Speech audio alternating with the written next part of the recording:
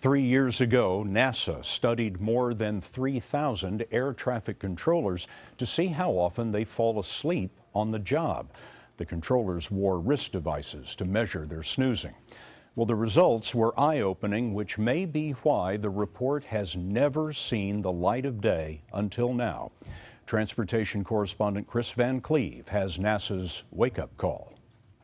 The 2012 report, kept secret until now, found 61% of air traffic controllers admitted to catching themselves about to doze off on the job.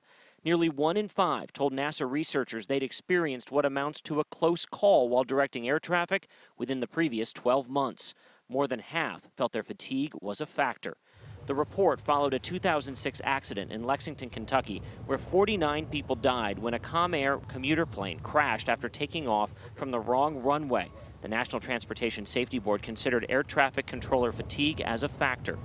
Then NTSB Chair Mark Rosenker and CBS News aviation analyst sent a letter to the FAA in 2007 asking them to look at the issue.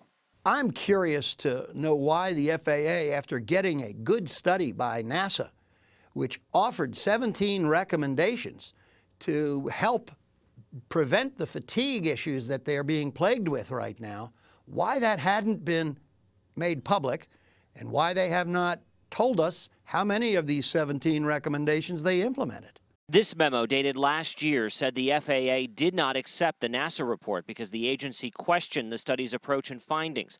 But the memo laid out several steps the FAA has taken to minimize fatigue, especially for air traffic controllers working the overnight shift.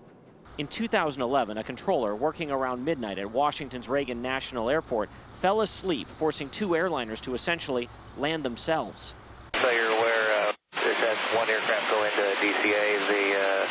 The tower is apparently unmanned. These people have to be fit to do the job that, in fact, they are required to do to maintain the safety and integrity of our national air system in the United States.